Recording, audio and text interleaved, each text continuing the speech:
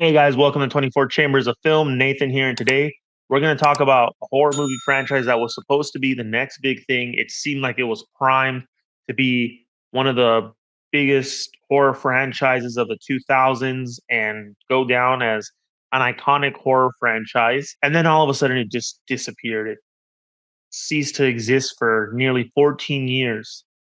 So, what horror movie franchise am I talking about? If you guessed Jeepers Creepers, you are 100% correct.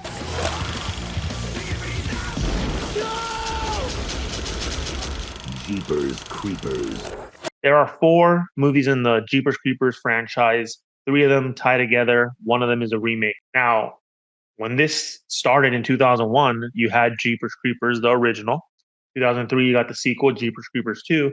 Then there was talks about they're going to make a third one because the first two were very financially successful. Then we didn't get the third one. 14 years. So what is it that happened that causes delay of 14 years? And then the fact that when it came back, it wasn't widely distributed, released. It was basically a direct to video. How do you go from making two highly successful horror movies that, and there's a talks for a third, and then just you vanish? The franchise basically vanished for 14 years. Well, that's probably because the guy who was behind Jeepers Creepers, and his name is Victor Salva. He is, oddly enough, a creeper, just like the character that he created. You could understand what happened here. Let's go to the very beginning of Victor Salva's career because it's pretty much from the get go. This guy basically came out as a damn monster, right? I don't know what other way to put it. This guy's a fucking monster. So he made a short film, and this short film garnered a lot of attention. Short film was called Something in the Basement. It got the attention of Francis Ford Coppola. Yes, that Francis Ford Coppola, The Godfather's Francis Ford Coppola. And he gave Victor Salva $250,000 to make a feature film. Victor Salva went on to make a movie named Clown House. It actually stars a very young Sam Rockwell and has, other young cast members. And the film is about three brothers who are tormented and basically chased around by these three mental patients who escaped from an asylum. And they killed some clowns and then dressed up as the clowns and go after these kids. And one of the kids has a big fear of clowns. Now, Victor Salva didn't just make his feature film; he also filmed himself doing some other things with one of the underage, 12 years old to be exact, cast members. And I can't tell you what he did, but you can only imagine, just think the worst of the worst, just complete despicable things. And he filmed it. He filmed the whole thing. He got caught. He got sentenced, convicted, sentenced to 3 years in prison. Only 3 freaking years. He ruined this kid's childhood, and he only got 3 years in prison. And then guess what? He was released after 15 months. Even crazier. So, normal person would say, I'm done with the movies. I'm probably never gonna be able to get back in, but not Victor. Victor Salva's like, I'm gonna keep going for my dream. The craziest part about this, aside from what he actually did, is that he got arrested while this was in post production. And the movie Clown House still got released. It premiered at Sundance in 1989 and was picked up for distribution and sent out to theaters, which is kind of crazy considering that one of the kids in that movie was tormented, who was supposed to be tormented by clowns in the movie, was tormented in real life by the director of that movie. So, kind of flabbergasted that this ended up getting released at all. Like, you would think the way Hollywood shelves movies, you would think that this one would have hit the shelf and just never been released. But nope, they released it. So, Victor does his 3 years in prison. He gets out after 15 months, and he starts working, I believe, as a telemarketer to try to get make some money while he's trying to pursue his passion for film. And the man gets to make a direct to video movie, and then after that gets a big break. He makes a movie called Powder. It was released in 1995.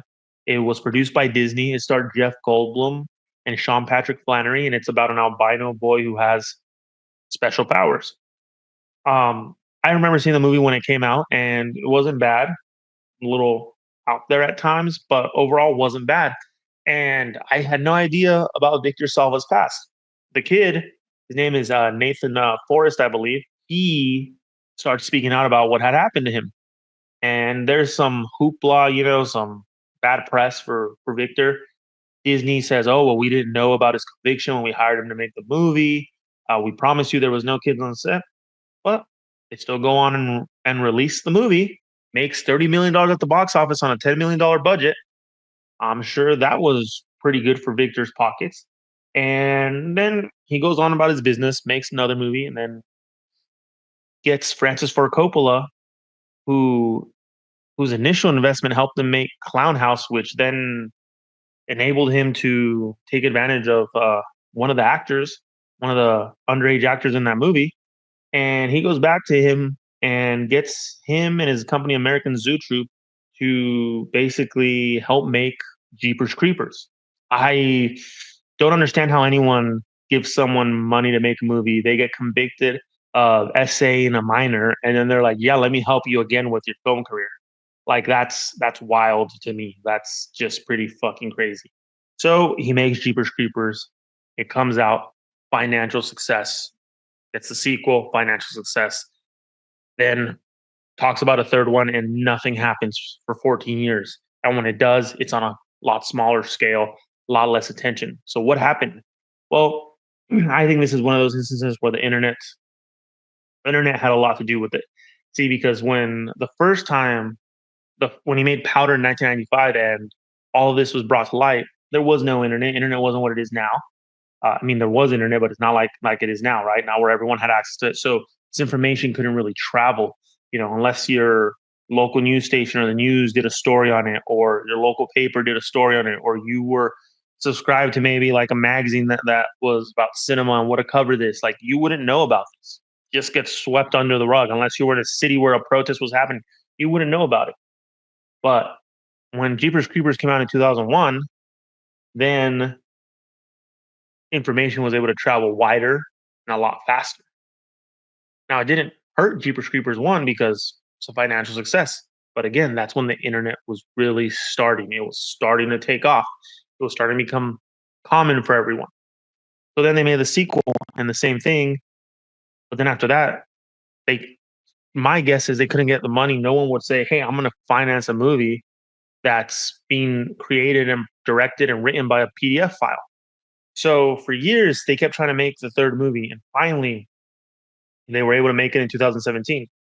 But the reason I have to assume it's because no one wanted to touch it with a 10-foot pole was because even when they initially got the chance to make it in around 2015, they were supposed to film in Vancouver, and a lot of casting agencies put out information regarding Salva's background because I mean everyone should know what the guy is. The guy's a legitimate creeper, not like the character that he created, not a fake creeper. This guy is really a creeper. He is a despicable human being. Like to me, the crime that he committed is an unforgivable crime.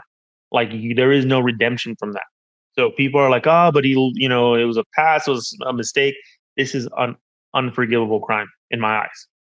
So they made it, and that's that, right? Like, okay, they made it, then they made a remake. He had nothing to do with the remake.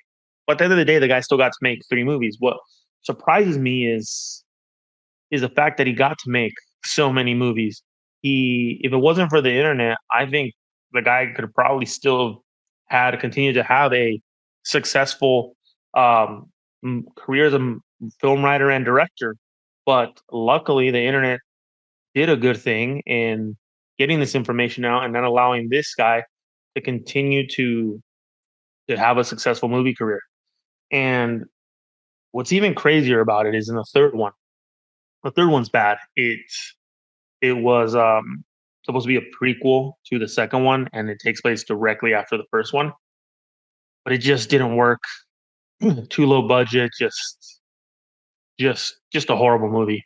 What is crazy is to think like a guy like this who basically got a slap on the wrist for what he did. Does he really learn his lesson? Because as you go back and look at his movies, Powder, Jeepers Creepers 1, Jeepers Creepers 2. Like, there's things you can kind of, why is that in there? Like, that's a little odd, you know? And in the third one, he received a lot of criticism because when he sent it out to critics to review, there was a line in that movie.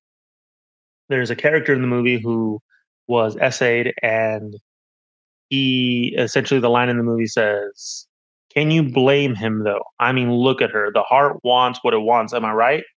That's a pretty wild line for someone who was convicted of what he was convicted to write. And the fact that he was so brazen to put this in there, like, to me shows like almost that he felt like he can get away with it.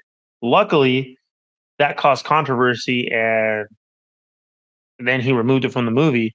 But it almost go makes you question so many things, right? Like, so he got caught in the first movie, but was that the first time? Was that just the first time he got caught? You know, there's a lot of interesting questions that arise now when you look at his movies. The way he portrays teenage characters or younger boys in the movies, it's just, you got to assume the worst. Like, you assume the worst.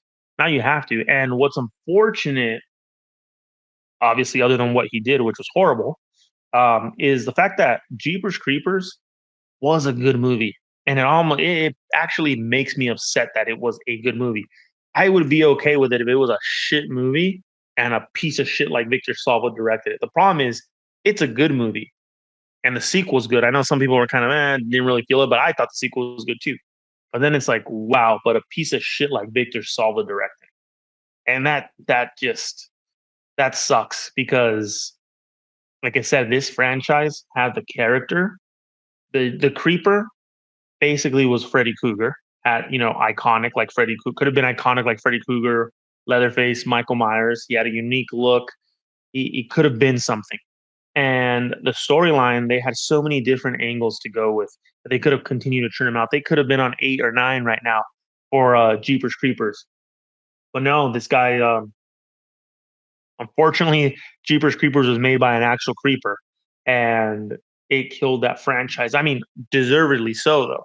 I'm not saying that I wish a franchise was still successful. When I found out what this guy was, I'm glad that he no longer got to succeed at what he was doing because, like I said, the guy is just the bottom of the barrel, something you scrape off the bottom of your shoe. And it's it's just interesting to see because, a lot of times you think that this kind of stuff gets swept under the rug. At least that seems to be a lot of the consensus going around nowadays. But this fucking guy, yeah, he's not in jail because he did his time for it, but at least his career fucking died once everyone really started to find out who he was. And to me, you know, even if you want to say like, hey, well, it's a great franchise, can't they revive it without him? How do you do that though? If he owns the character, how do you how do you make this franchise or continue this franchise without him benefiting from it? You know, it's not that simple. Now, on an interesting note, the remake that was made, which is called Jeepers Creepers Reborn, that remake took there was some legal dispute over them not getting the approval to make it and then still making it. Now, I don't condone anyone, like, it sucks if you get something stolen from you, but fucking this guy, if he's not receiving any compensation from that, that's that's better. Like, I could give a shit what happens to this guy. Um, and I think that if you ask me, there's no way to really save this franchise. I think as long as Victor Salva is would benefit from it, there is no way that you can remake this in any way, shape, or form. And I just thought it was so interesting the fact that eh, you know, justifiably so, this movie's trajectory was shot down because of who the creator of it was. And again, it's unfortunate that this is the scumbag that had to come up with this idea because it was a great franchise or a great idea for a franchise. And clearly, like as the first two show the interest was there. They did good numbers at the box office, and luckily, justice, karma, whatever you want to call it, came back and bit him technically a little bit. I don't know. I wouldn't even say it got him because that fucking if he got what he deserved, trust me, it wouldn't be he wouldn't be making any movies whatsoever. But at least it fucking stifled his career, you know? And yeah, that's the story on Jeepers Creepers. So let me know if you guys are fans of Jeepers Creepers, what you guys think of it. How do you feel, you know, one, if you don't know what the creator of Jeepers Creepers did, how do you feel now that you know? And or two, like how do you deal with it? Like, do you separate the art from the man? Like to me, I can separate it to the extent that I say, yeah, that was a great story, but this guy's still a piece of shit, and I don't want him to benefit from having this great story. So it's very, very interesting. I'm curious to see what people's opinions are on this. So leave a comment, let me know how you guys feel about Jeepers Creepers. And if you guys think there's any chance that this franchise could be saved. You know, they tried it with the remake, it completely flopped. Doesn't seem like anyone wants to touch it now, you know, and it'd be interesting to see if they can somehow circumvent him from being a part of it because anything that benefits him to me just shouldn't even be made. So I don't know. Let me know. I'm very interested in hearing. Once again, I'm Nathan. This is 24 Chambers of Film. Thank you for watching, and until next time.